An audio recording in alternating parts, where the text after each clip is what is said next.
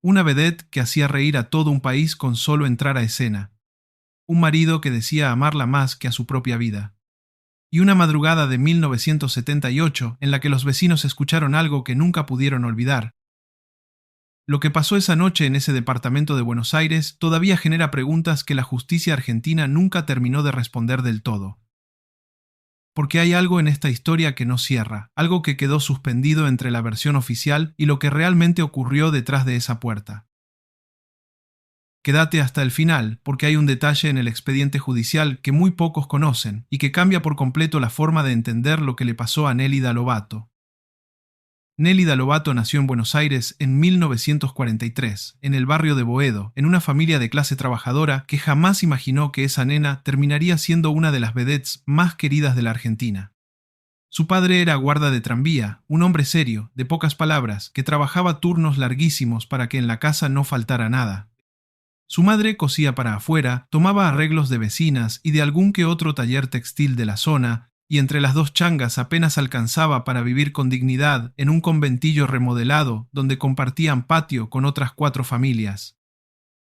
Desde chica tuvo esa cosa que nos enseña, una gracia natural para el escenario, una manera de moverse que hacía que la gente no le sacara los ojos de encima. Sus vecinas de la infancia contaban, años después, que Nélida organizaba pequeñas funciones en el patio del conventillo, con sábanas viejas como telón, y que ya desde los 7 u 8 años tenía una capacidad para imitar a los grandes del barrio que dejaba a todos maravillados.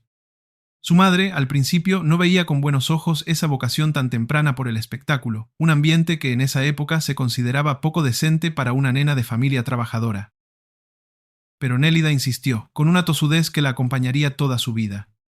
A los 15 años ya estaba dando sus primeros pasos en el mundo del espectáculo, en un ambiente durísimo, machista, donde una chica sin apellido y sin plata tenía que abrirse camino a los codazos. Sus primeros años en el ambiente fueron de mucho sacrificio, audiciones humillantes, productores que la miraban de arriba abajo antes de decidir si valía la pena darle una oportunidad, y noches enteras ensayando coreografías en salones helados de la zona de Once, donde alquilaban por horas salas que apenas tenían calefacción. Y se lo abrió. Con un talento que combinaba comedia, baile y una picardía muy propia del under porteño de esos años, Nélida fue escalando puestos hasta convertirse en una de las caras más populares de la revista y después, de la televisión. Su primer gran salto llegó cuando un productor de revista la vio ensayar en una de esas salas de Once y quedó tan impresionado que la contrató en el momento para integrar el elenco estable de un teatro de la calle Corrientes. Ahí, en ese teatro, Nélida conoció a las que se convertirían en sus compañeras de toda la vida, un grupo de vedettes y bailarinas que se cuidaban entre ellas frente a un ambiente que muchas veces las trataba como objetos descartables. Compartió escenario con figuras enormes de la época, se ganó el cariño del público con esa mezcla de dulzura y desparpajo que la hacía única, y para mediados de los años 70 ya era un nombre instalado en el corazón de los argentinos. Su nombre empezó a aparecer en las tapas de las revistas de espectáculos, sus fotos se vendían como pan caliente en los kioscos y su participación en programas de televisión de gran audiencia terminó de consolidarla como una de las figuras más queridas del ambiente. Quienes trabajaron con ella en esos años la recuerdan como una compañera generosa que jamás se puso celosa del éxito ajeno y que tenía una capacidad enorme para hacer sentir cómoda a cualquier debutante que se sumara al elenco. Se cuenta que Nélida tenía la costumbre de invitar a las bailarinas más jóvenes a comer a su casa después de los ensayos largos, y que ahí, en su departamento, se armaban charlas que duraban hasta la madrugada sobre la vida, sobre el ambiente, sobre los sueños que cada una tenía para el futuro. Pero la vida de Nélida, como la de tantas figuras de esa Argentina de espectáculo brillante y oscuro al mismo tiempo, tenía una cara que el público no veía. Detrás de las luces, detrás de las risas del teatro, había una mujer que cargaba con relaciones complicadas, con una industria que exprimía a sus artistas y los devolvía rotos, y con un país que en esos años vivía bajo la sombra de la dictadura militar, un clima de miedo que se filtraba hasta en los camarines. Esos años, los de la dictadura instaurada en 1976, transformaron por completo la vida cotidiana de cualquier argentino, y el ambiente del espectáculo no fue la excepción. Muchos productores y artistas empezaron a autocensurarse, a evitar ciertos temas, ciertos chistes, ciertas coreografías que en años anteriores hubieran pasado sin ningún problema. El teatro de revista, con su desparpajo y su picardía, se convirtió en un espacio de resistencia silenciosa, una de las pocas válvulas de escape que la gente tenía para reírse un poco en medio de tanto miedo cotidiano. Fue en ese contexto tan particular que Nélida conoció al hombre que terminaría marcando el final trágico de su historia. José María Villone, un hombre mayor que ella, con contactos, con plata, que se le acercó primero como admirador y después como pareja.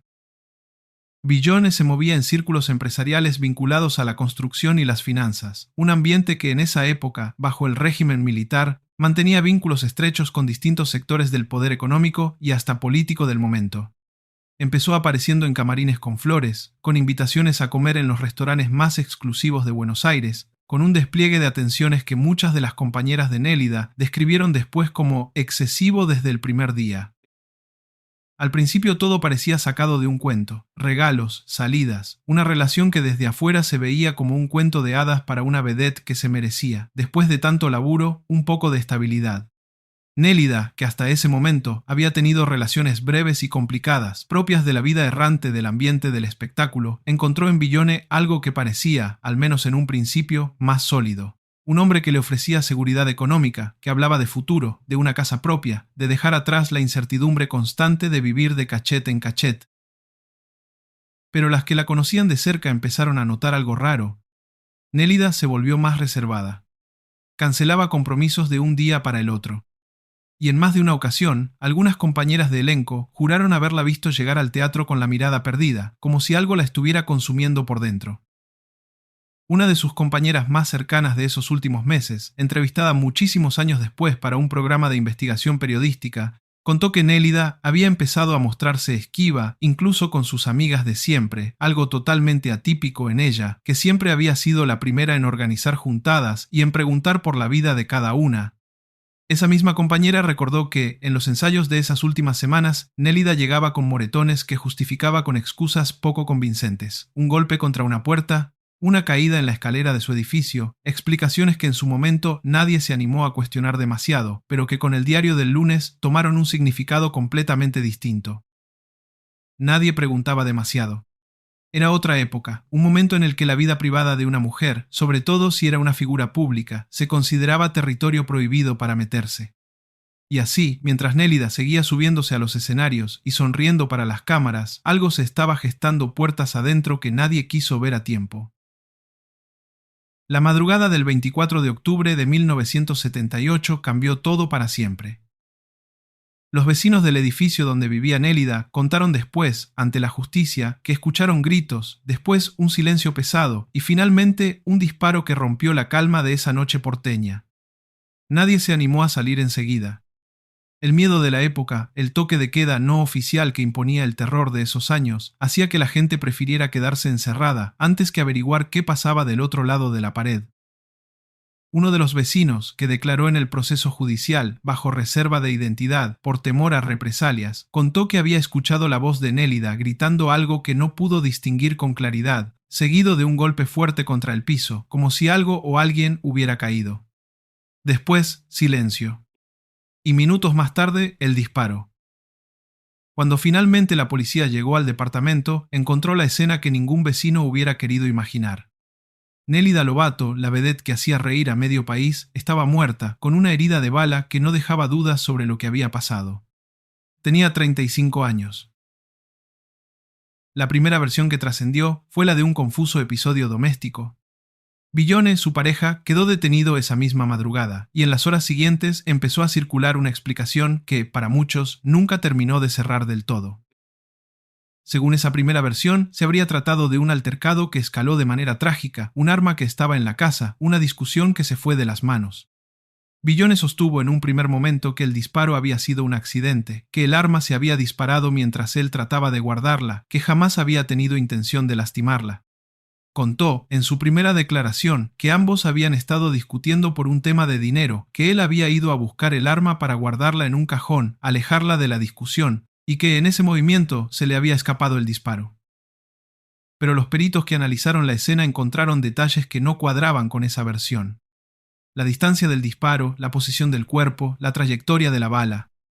Todo apuntaba a algo mucho más deliberado de lo que Villone quería hacer creer. El informe balístico, incorporado más tarde al expediente, señalaba que la distancia entre el arma y el cuerpo de Nélida era incompatible con un movimiento accidental durante un guardado apurado, y que la trayectoria del proyectil sugería una posición mucho más directa y deliberada. La noticia recorrió el país en cuestión de horas.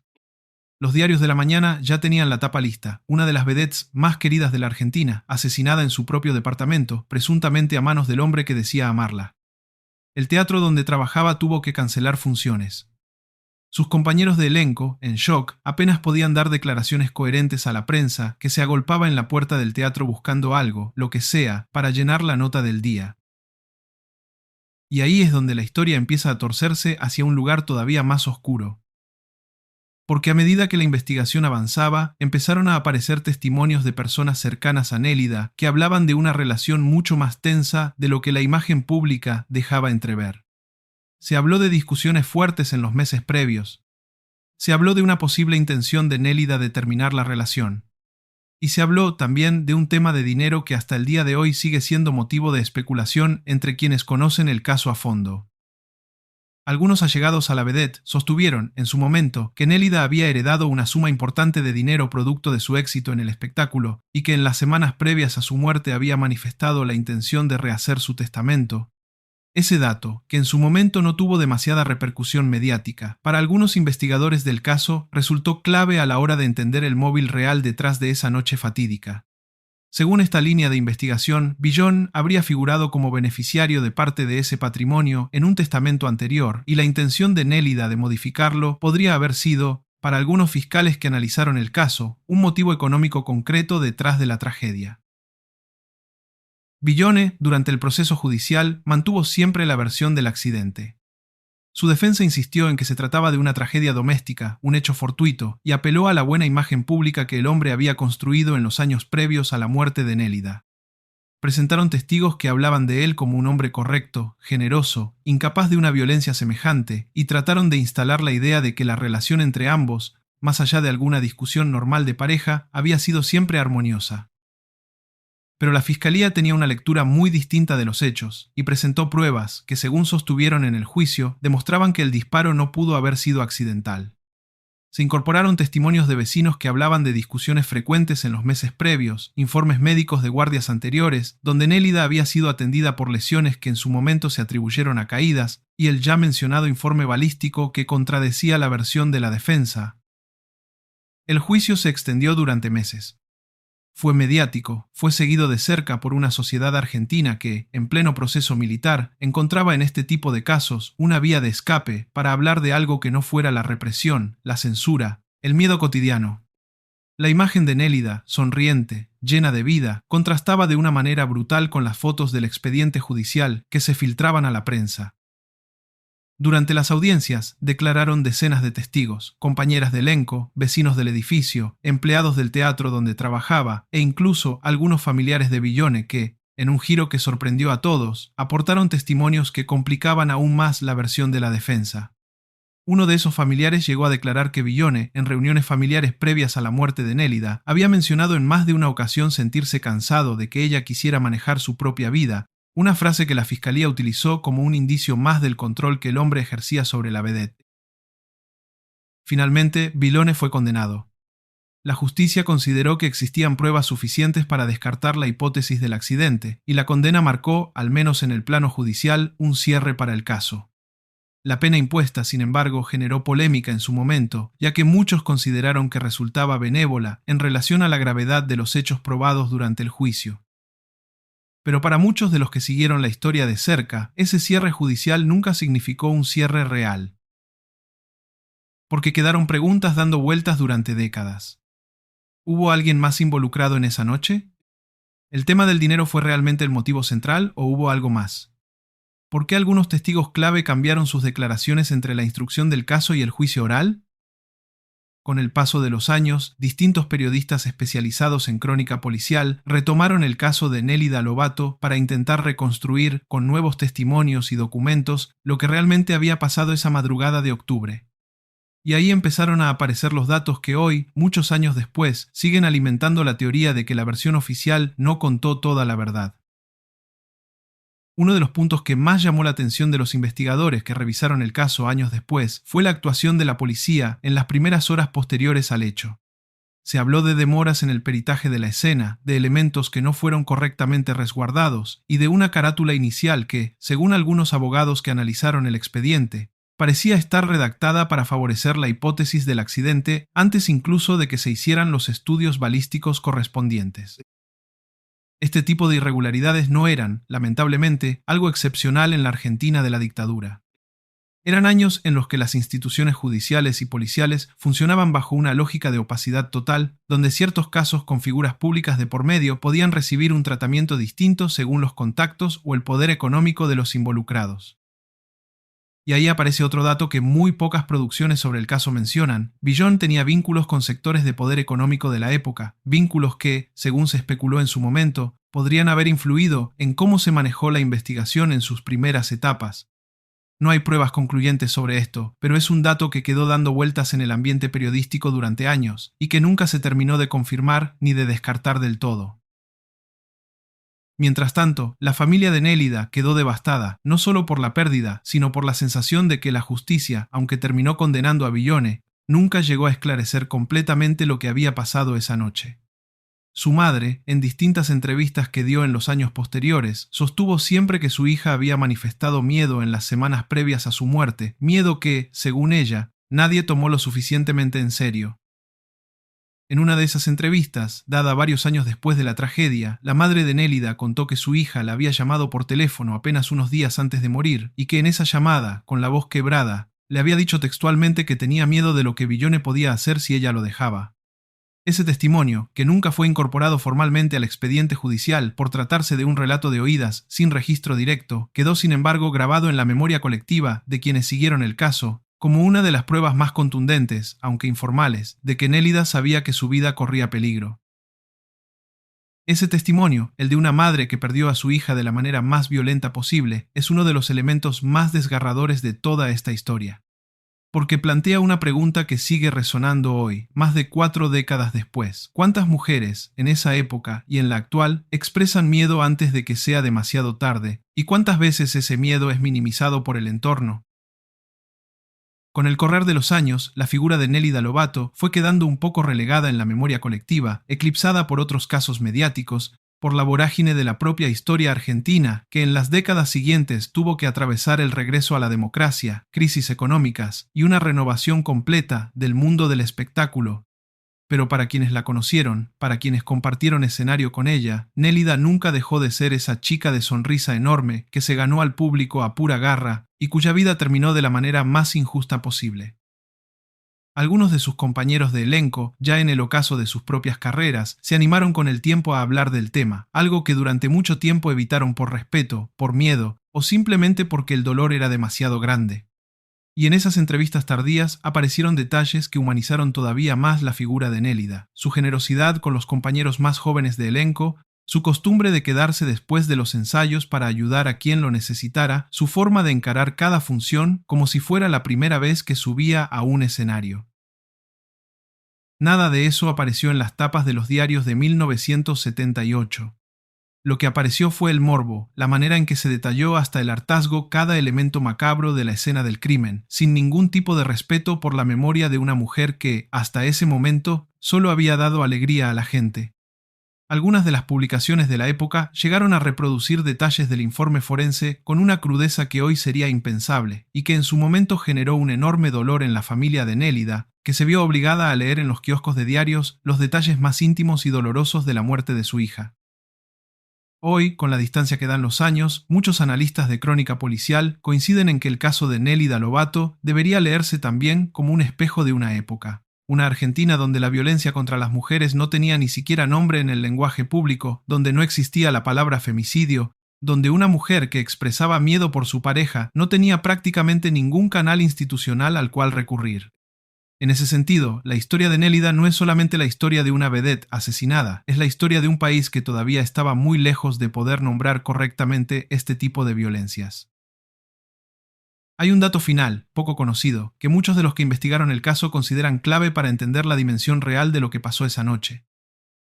Según consta en una parte del expediente judicial que no tuvo demasiada difusión pública en su momento, en el departamento de Nélida se encontró, además del arma utilizada, una carta manuscrita, sin fecha, dirigida a una persona de su entorno más cercano, en la que la vedette expresaba con claridad su intención de terminar la relación con Villone y su temor a la reacción que esto pudiera generar.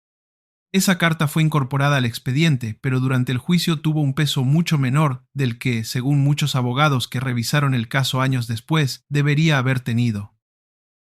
En esa carta, según quienes tuvieron acceso al expediente completo, Nélida escribía frases que hoy, leídas con la perspectiva de todo lo que se sabe sobre violencia de género, resultan escalofriantemente premonitorias. Hablaba de no saber cómo salir de esto sin que él haga una locura, y de sentirse atrapada entre el miedo a quedarme y el miedo a irme. Ese documento, guardado durante décadas en los archivos judiciales, es hoy uno de los elementos más citados por quienes sostienen que la versión del accidente nunca debió haber tenido tanto sustento en el proceso y que Nélida, en sus últimos días de vida, sabía perfectamente el peligro en el que estaba. Algunos investigadores que accedieron al expediente completo décadas después señalaron, además, que existía en el legajo un segundo testimonio, el de una amiga íntima de Nélida, que declaró haber recibido esa misma carta, o una muy similar, apenas unos días antes de la tragedia, y que en su momento no supo bien cómo interpretar el pedido de ayuda que Nélida le hacía entre líneas.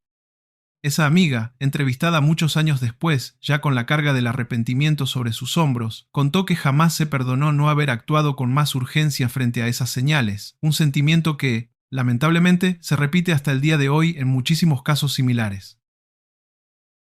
Hay otro capítulo de esta historia que muy pocas producciones se animaron a contar con detalle y que tiene que ver con los días inmediatamente posteriores a la detención de Villone. Según el expediente, en las 48 horas siguientes al hecho, la casa de la familia de Nélida recibió una cantidad inusual de llamados de personas que decían ser allegadas a Villone, ofreciendo, según relató después uno de los hermanos de la vedette, arreglar las cosas antes de que el caso avanzara demasiado en la justicia. Ese hermano, que durante años se negó a hablar públicamente del tema, decidió romper el silencio en una entrevista radial a mediados de los años 90 y contó que la familia recibió, en ese momento de shock absoluto, presiones que hoy calificaría directamente como intentos de amedrentamiento. Nos llamaban de números que no reconocíamos, gente que decía tener información sobre Nélida que nosotros no sabíamos, insinuando que si seguíamos adelante con la causa, iban a hacer pública esa información, contó el hermano en esa entrevista, sin precisar jamás de qué información se trataba, porque según sus palabras nunca llegaron a mostrarles nada concreto y la familia entendió rápidamente que se trataba de una maniobra de presión para que bajaran los brazos. La familia, sin embargo, no cedió, y con recursos limitados contrató a un abogado que aceptó llevar el caso prácticamente a la par de la fiscalía, algo poco común para la época, en un intento de asegurarse de que la investigación no quedara únicamente en manos de un sistema judicial que, bajo la dictadura, no siempre garantizaba imparcialidad. Ese abogado de la familia, cuyo nombre trascendió parcialmente en algunos artículos de investigación posteriores, fue quien insistió con mayor fuerza en la incorporación de la carta manuscrita al expediente y quien impulsó que se llamara a declarar a la amiga íntima de Nélida, que había recibido un mensaje similar días antes de la tragedia. Sin ese trabajo insistente, sostienen algunos historiadores del caso, es probable que ni siquiera esos elementos hubieran quedado documentados de la manera en que hoy se conocen. Otro punto que generó mucha controversia en su momento y que rara vez se menciona en los resúmenes más superficiales del caso fue el papel que jugó la prensa gráfica en la instalación de la narrativa del accidente pasional.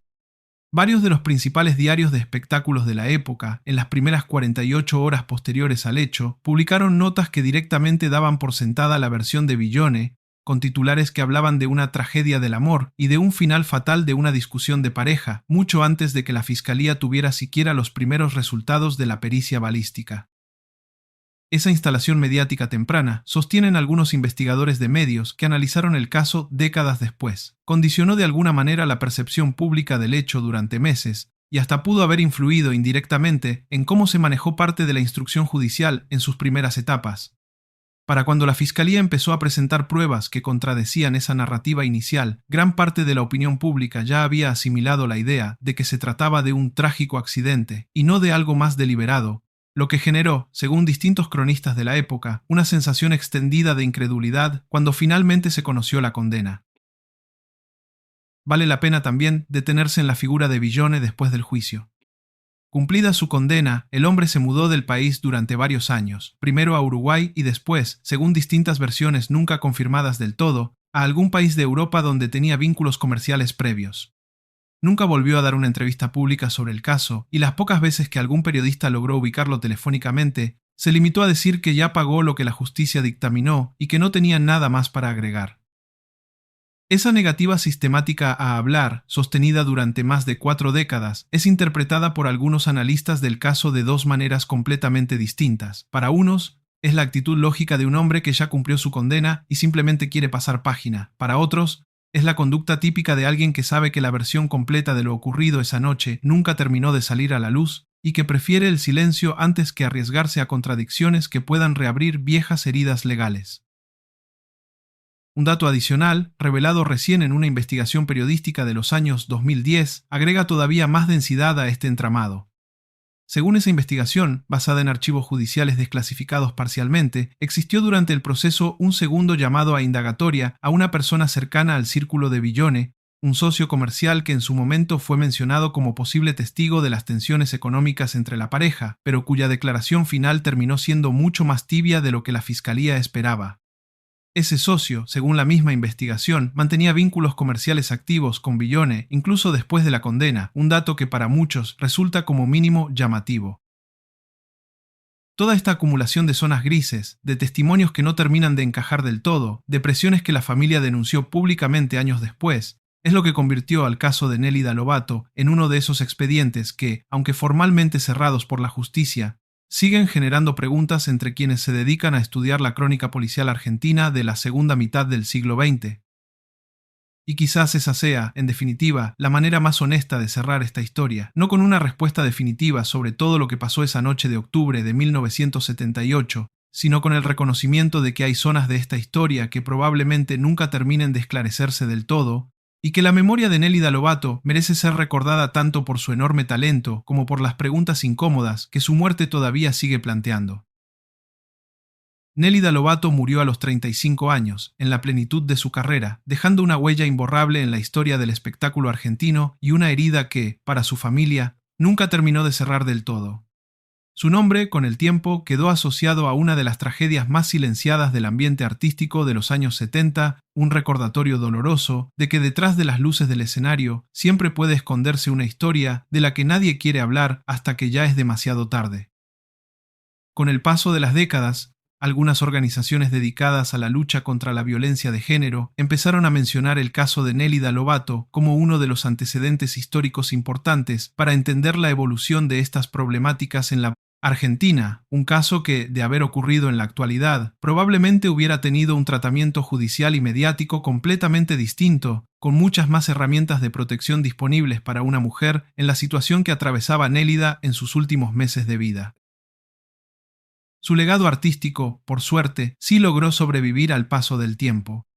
Distintas producciones de archivo, documentales sobre la historia del espectáculo argentino y homenajes en programas de televisión rescataron con el correr de los años el talento genuino de Nélida, alejándose un poco de la morbosidad que había rodeado su muerte, para poner el foco en lo que realmente había sido, una artista talentosa, querida, que se ganó el cariño del público a pura garra en una industria que no la trató siempre con la generosidad que ella merecía. Hubo incluso un intento de restitución simbólica muchos años después de la tragedia.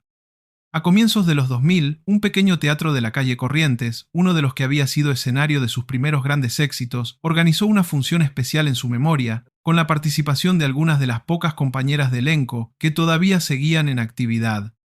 Esa noche, según relataron después distintos medios de espectáculos, el público mayor, que había conocido a Nélida en su mejor momento, se acercó al teatro con fotos viejas, recortes de revistas amarillentas, y hasta algún programa de mano original de sus funciones de los años 70, en un gesto colectivo de memoria que emocionó a todos los presentes.